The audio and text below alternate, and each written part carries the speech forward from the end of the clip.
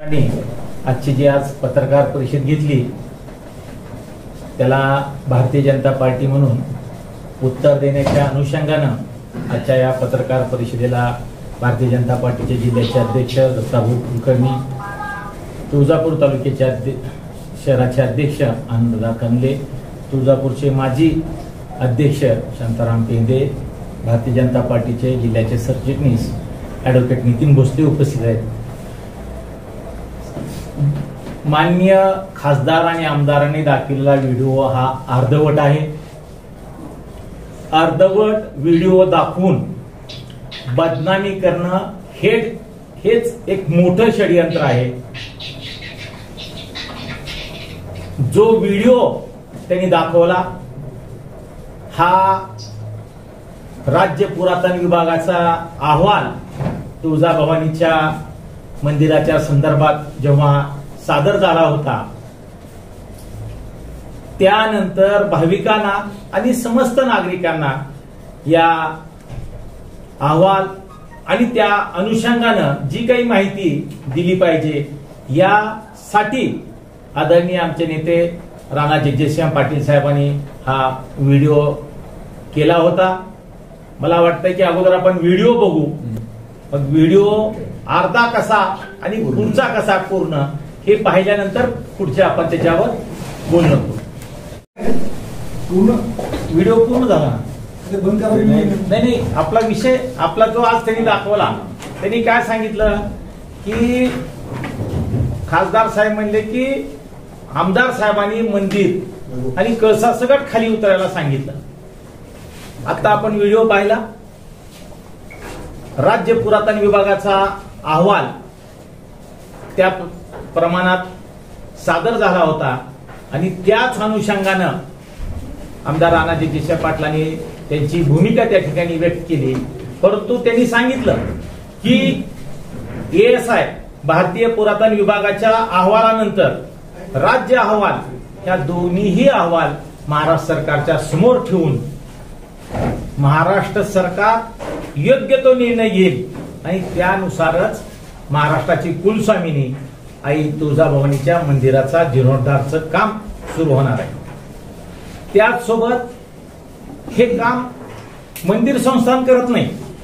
हे मंदिर समितीनं 58 कोटी रुपयाचा निधी राज्य पुरातन विभागाकडे हस्तांतरित केलाय आणि त्या विभागाच्या निगराणीखाली आणि नियंत्रणाखाली मंदिराचं जीर्णोद्धाराचं काम होत आहे. मी आजच्या या पत्रकार परिषदेच्या माध्यमातून खासदारांना विचारू इच्छितो, आमदाराला विचारू इच्छितो, किती खोटाटेपणा करणार आहात तुम्ही? का असा अर्धवट व्हिडिओ दाखवून जनसामान्यात भक्तामध्ये कुलस्वामिनीच्या महाराष्ट्राच्या जे भक्त आहेत त्यांच्या मनात संभ्रम निर्माण करता? हे काही कुणाचं एकट्या दुकट्याचं काम नाही. हे काम पूर्ण महाराष्ट्राचं आणि आई तुळजाभवानीवर श्रद्धा असलेल्या सगळ्या भाविकांची मनोकामना आहे, इच्छा आहे.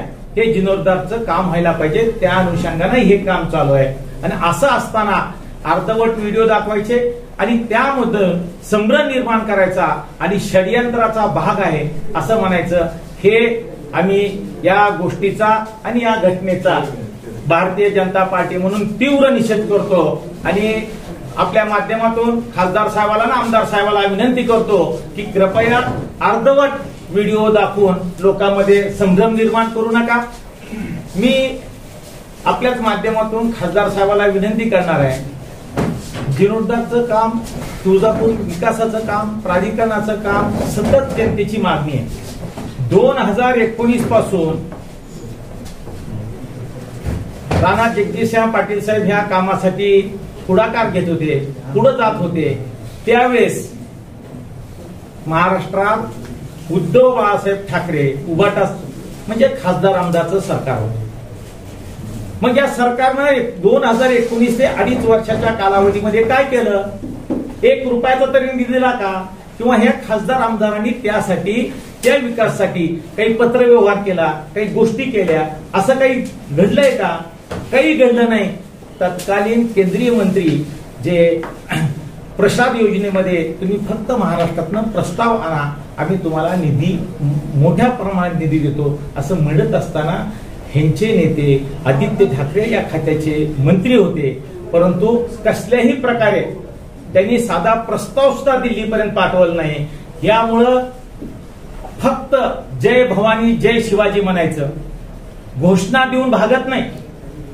त्यासाठी आई तुळजाभवानीची मनोभावे सेवा केली पाहिजे. मनापासून हृदयापासून त्या बाबत आपल्याला काहीतरी कृती केली पाहिजे असं वाटलं पाहिजे. आणि आज महाराष्ट्रातल्या सरकारनं 1865 कोटी रुपयाचा निधी तुळजापूर प्राधिकरणाने दिला. चंद्रशेखर बावनकुळे साहेब परवा आले, जंगी जोरात कार्यक्रम झाले आणि हे बघून खासदार आमदाराच्या पोटात गोळा आलाय, पोटसूळ उठलाय असं मला या निमित्तानं वाटतं. साहेब,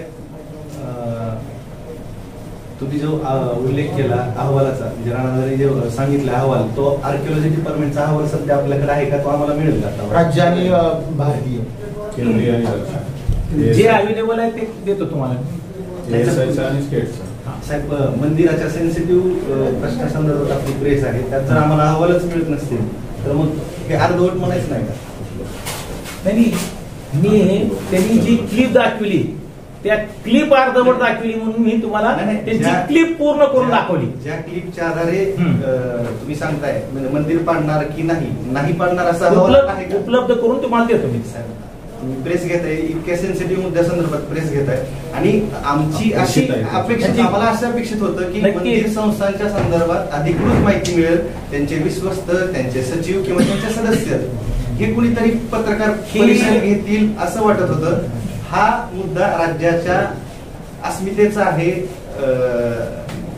तुळजाभवानीचा आहे.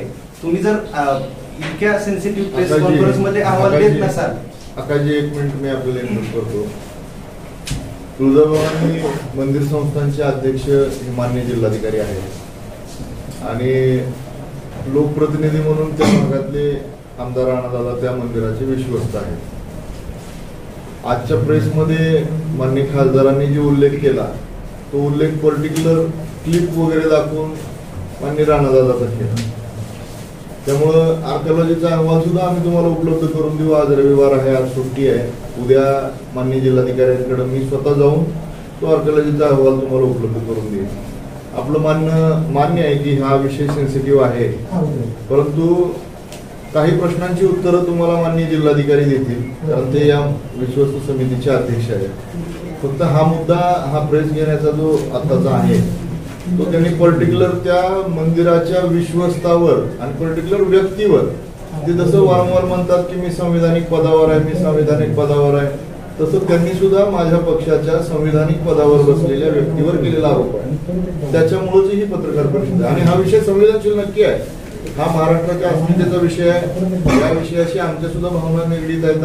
या विषयामध्ये आम्ही पण तितकेच खोलवर, तितकेच अभ्यास करून आणि तितकेच भक्तिभावाने या विषयामध्ये आम्ही लक्ष घालून.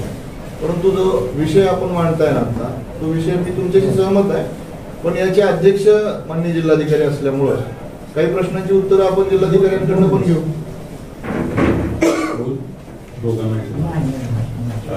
शेलार साहेबांचे जे इन्व्हिटेशन होतं उद्या साहेब, त्याच्यामध्ये पालकमंत्र्यांवर बोललो नाही. बघा, शेलार साहेबांच्या मी ते दोन्ही पत्र वाचली.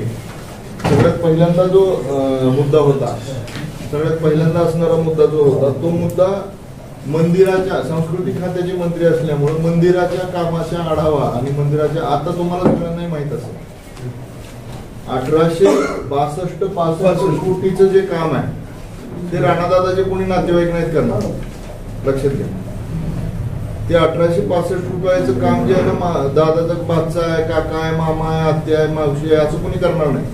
ते काम कुणाला द्यायचं, त्याच्यासाठीची टेंडर प्रक्रिया काय करायची, शापूरजी पालनजी पासून एल&टी पर्यंत, किंवा परवा मी माननीय राधाकृष्ण विखे पाटील जे आले होते त्यावेळेला मी त्या बैठकीला स्वतः उपस्थित होतो. टीस नावाच्या कंपनीकडनं सुद्धा त्याची निविदा आपण मागवतोय किंवा त्यांच्याकडनं ब्रीफ करून घेतोय. तर या विषयावरचा तो बैठकीचा विषय नक्की अगदी पत्र आपण वाचावं पुन्हा. बोलतो ना दादा. जीर्णोद्धारचं स्पेसिफिक लेट मी फिनिश नाव. जीर्णोद्धार हा विषय वेगळा आहे, तो 58 कोटीचा विषय आहे आणि तुम्ही जे सांगताय ते कृती विकास आराखडा, आणि त्या विकास आराखड्याचं जर ती बैठक असेल तर माझ्या माहितीप्रमाणे ते विकास आराखड्याचे अध्यक्ष जे असतात ते जिल्हास्तरीय समितीचे पालकमंत्री असतात. बरोबर, अगदी बरोबर. मला तेच त्यासाठी मी आपल्याला म्हणलं की मला पूर्ण करू द्या. हा मुद्दा ज्या वेळेला पुढे आला त्या मुद्द्यानंतर मान्य पालकमंत्री त्या विषयामध्ये आले. सुरुवातीचा मुद्दा हा जीर्णोद्धारापर्यंत होता आणि आपल्या लोकप्रतिनिधींनी इथल्या खासदारांनी फोन केला मान्य खासदार. तिन्ही पत्राचा जो आहे संदर्भ जो आहे, पालकमंत्री अध्यक्ष आहेत ना कृती समितीचे, त्या आराखड्याचे विषयाचे. त्यांना का होतं? 2 मीटिंग आहेत, मी त्याच्यात थोडं ऍड करतो. 2 मीटिंग आहेत. एक विश्वस्त म्हणजे ट्रस्ट, त्याचे अध्यक्ष स्वतः कलेक्टर साहेब आहेत, SDO आहेत, तहसीलदार आहेत आणि आमदार म्हणून राणा जगजितसिंह पाटील यांची, आणि पुरातन खातं म्हणून जे आशिष शेलार साहेबाकडे, ह्याची एक मीटिंग आहे. ही फक्त ट्रस्ट आणि पुरातन खातं. आणि दुसरी जी मीटिंग आहे त्यामध्ये लोकप्रतिनिधी आणि पुरातन खातं आहे, त्यामध्ये आमदार खासदार आणि मंत्री महोदय, पालकमंत्री. 2 बैठका होणार, 2 बैठक त्याच दिवशी उद्या.